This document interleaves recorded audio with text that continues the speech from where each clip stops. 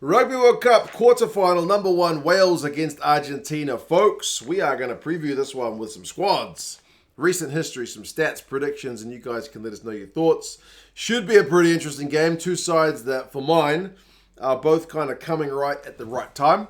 At times in 2023, both sides have had their issues, particularly on attack, like not exactly prolific try-scoring sides.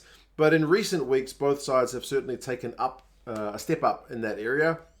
And I feel like they're really quite evenly matched. So it should be quite a cracking game. Obviously, winner of Pool C against runner-up of Pool D. So Wales will probably go into this one as the favourites just because they top their pool. And they do edge the recent history between the sides as well. Of the last 5 games, you got 3 Welsh wins, a draw, and an Argentinian win. But of the last 2 games back in 2022, I guess 2 of those Welsh wins basically are in 2018. So different coaching setup for Argentina, and that's ancient history for Wales. Really, they've had a lot going on that time. The last 3 games in Cardiff has split a win each side and a draw. So, yeah, kind of take your pick of what you make of that. But, like I said, Wales have been playing some good rugby. For mine, flying under the radar a little bit. They got a lot of cohesion about them. Gats seems to knows what he's doing, eh? In terms of their selections, they're obviously without Faletau. With his injury, he's gone for the tournament. That's massive. He is a massive blow. Like, he's their top ball carrier, which is unusual because most sides seem to have backs as their top ball carrier. But Faletau being out is a massive loss. So they've had to rejig the back row. But you're also bolstered by the return of Biggar. Not quite Gareth yet. Apparently, he's not too far away. But they need to get through this game first before we can even worry about his return to play. Gareth, Tomas, Ryan Elias, Tom Francis, that's the front row. So Dewi drops to the bench to make way for Ryan Elias. They'll be looking to boss scrum time because it's one area Argentina have looked a bit vulnerable. Rowlands and Baird, that's certainly, I think, Gats' preferred second row. There's none really better at maul defence than Adam Baird with those big mitts of his. And Will Rowlands is a tackling machine. He's been, alongside Jack Morgan, top tackler from Wales in this Rugby World Cup. Jack Morgan, speaking of him, he switches to number 6. Gats said that's not a permanent move, but with Faletau out, they've had to rejig. So Wainwright shifts to 8, Reffell continues on at 7, and Jack Morgan's at 6. So you kind of got 2 7s there. But, I mean, Gats did say he expects Jack Morgan to kind of fill that void left by Faletau with some of those key areas like lineouts and whatnot. So there's still a lot of tackling and a lot of jackling with Reffell and Morgan playing in the same back row. Gareth Davies gets the nod ahead of Thomas Williams at 9.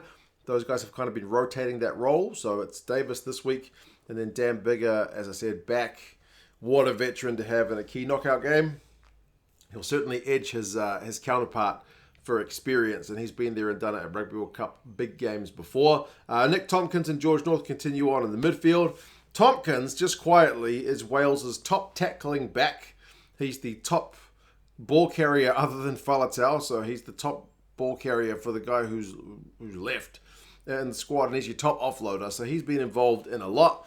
And George North, there's not many more experienced campaigners than him at this World Cup. Rees-Zammit showed some absolute lightning on that right wing. He continues on. Josh Adams is back on the left wing, and Liam Williams there at 15. So like a really attacking-minded back 3, which is pleasing. Like if you're looking at the top guys who get clean breaks for this Wales side, it's Rees-Zammit, North, Adams, and Williams. So boom, you got all 4 of those guys playing. So yeah, there's some real attacking threats in this Welsh side. Bench-wise, Dewi, like I mentioned, Domachowski and Lewis, so 2 different props from the last game against Georgia. Dafydd Jenkins drops to the bench. Tshiunza is covering more loose forward than lock, looking by his jersey number. Thomas Williams is there as your halfback replacement. Remember, they only took the 2. So it's always Thomas Williams and Gareth Davies. And then Costelow drops to the bench after getting that late call-up to start last week. And then Dyer continues on as well. Other guys, statistically, I mean, Rowlands and Morgan, your top tacklers. Also, Liam Williams has had a fair bit of action from the back as well. So expect him to carry it back if the Pumas decide to kick him the ball. Gats seems to think the Pumas are going to kick a fair bit of ball, which for a World Cup quarterfinal might be the case. Now, for the Pumas, they are obviously without a big back row star as well. As Wales have lost Faletau. Argentina have lost Mateo with that hamstring injury, means he's going to miss the remainder of the World Cup, so they've also had to rejig their back row. But the front row is the same: Gajo, Montoya, and Cordella. Cordella's basically your scrummaging guy. Montoya's your captain and also a tackling turnover machine. Gajo, one of the better ball-carrying loose head props, but it's scrum time where they need to get it right. Absolutely. Petty and Lavanini, that's that familiar Pumas second row from goodness knows how many years now. And their line-out work's been pretty solid alongside the loose forwards who help out. Juan Gonzalez is one of those guys. He is there at number 6. He shifts from number 8 to make way for Facundo Isa. So Juan Gonzalez is basically filling Matera's jersey. Isa gets a start, and then Crema continues on at number 7. Crema has been a bit of a defensive powerhouse. He's the top tackling guy alongside Juan Gonzalez. I think he's got 40-odd tackles to Juan Monti's like 30-something. So he's a tackling powerhouse. Montoya as well. But yeah, there's a lot of tackling in that Pumas back row. And then Isa, what he brings is a good power carrying game from number 8. So yeah, I think it's a decent bit of balance despite the fact that you are without Mateo, who's genuinely a bit of a jack of all trades. Kubeli is also an interesting one who comes in at number 9 in place of Gonzalo Bertrano. So Bertrano, I think, started 3 of the 4 games in the pool stages. But Kubeli, the veteran, who has had a lot of injuries in recent times, he gets the nod. So you got the veteran 9 alongside Santiago Carreras, who is... He's not inexperienced at this point. He's certainly not got the experience of Nico Sanchez, who's on the bench. But, Sanchez is basically the equivalent of Biggar, isn't he? Like, in terms of the role they play in the squad and the experience and whatnot. So, yeah, Santiago Carreras has got a good running game about him. He's one of the top ball carriers for this Argentinian side. So, he can get himself into space with that, background he's got as a outside back as well. But... yeah, I still feel like a lot of Argentinian fans want Sanchez. Sometimes we like what we know. So, yeah, we'll go with what Cheika's judgment is on that one. And he's got Sanchez there on the bench if he needs him.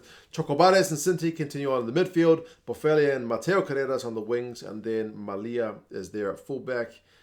We finally got to see a bit of Mateo Carreras and Emiliano Boffelli unleashing their ability in the kind of more recent games. Like, Boffelli's got the most clean breaks of the Argentinian outside backs, or their team entirely. Mateo Carreras is second. Mateo Carreras got a hat-trick in that last game against Japan. They've got these stars, but for all too long, we've not seen them be employed, but they have been getting some action. So, again, I'm not sure if Rugby Cup quarterfinal is the time when we're going to see the likes of a Rees-Zammit or a Mateo Carreras getting a heap of ball and play time, but we'll kind of have to wait and see. Bench-wise, Crevi, Sclavi, and Bejo. That's the same as the last game. Matias Alemano was there as well. Rodrigo Bruni comes in as your extra loose forward. He usually plays number 8, so they may just expect Isa to go gangbusters for like half of the game and then bring on Bruni for a similar role. Bazan Valles, Sanchez, and Moroni are your 3 back replacements. So yeah, Gonzalo Bertrano drops out of the 23 entirely, which is an interesting one. For ball-carrying forwards, apart from Isa, statistically, Gonzalez has been one of the kind of better guys at this World Cup for Argentina, so he's got some pace if they can get him into some space as well. Stats-wise for these teams, I mentioned that neither side's been like that great at like doing the X Factor stuff in 2023, but they are both, as I said, kind of getting it right at the right time. Like Wales' numbers in 2023 in terms of like the amount of tries they scored have been pretty low. But they managed 4 tries in every game in this pool stage except against Australia where they got 3.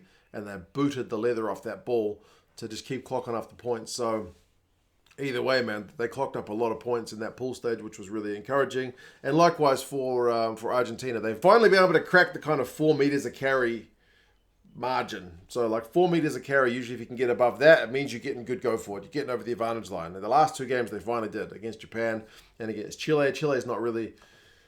a fair comparison because they are kind of the minnow of that pool. But against Japan, who's a decent side, they also managed it again. So, yeah, it's better late than never for the Argentinians. Argentina are a bit tighter than Wales in terms of like the amount of clean breaks they concede.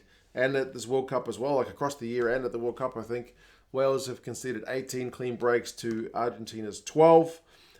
Interestingly, Gatlin said he's expecting a lot of kicks from the Argentinians, but... in 2023, Wales have kicked a lot more ball, and at the World Cup, kicked a lot more ball than Argentina. Argentina are a lot more direct, generally. Fewer passes, fewer kicks. They're like big old ball carries, so we'll see if that kind of plays out. Both sides' lineouts have been pretty solid. They've both kind of had little hiccups, like Wales was not great against Portugal. Argentina were not great against England, but usually they are pretty solid across the board. As I mentioned, Argentina have been conceding a few penalties at scrum time, which may prove an area of concern. The game is on at Marseille. It's on Saturday, 5 o'clock local time, which is 4 in the morning for me in New Zealand, but I'll be getting up. No way I'm going to miss this one. Jaco Paper is the ref. Predictions-wise, the bookies say Wales by 4 points. And the rugby forecast algorithm, interestingly, flips it on its head and has got Argentina 54.4% favourites, which is more or less a coin flip. It's very slight favourites. If you were putting that into points, you're probably talking a couple of points, so very similar. So this one genuinely does feel like a coin flip. If you want to see what Sergio Parise and Chris Robshaw had to say about it, I did a chat with them the other day. I'll put a link up there. That was the captain's call, which we recorded a few days ago. It was good to catch up with a couple of legends of rugby history, basically. Chat with old 2 Cents, and James Wild, the rugby journalist, was there as well. The sound is a little bit off on that one. We had a lot of technical issues, but apart from a couple of really bad ones at the start, I think it should be a pretty good listen if you haven't listened to it already. You guys let us know your thoughts on the game. How do you reckon this one's going to go? Do you think Wales, with their momentum from the pool stages, are going to be too good? Do you think Argentina under Cheika, with those last couple of games really clicking, have put that early poor start against England behind them and are going to be too good? It's North versus South. You guys let us know your thoughts. Talk to you again soon. See you later.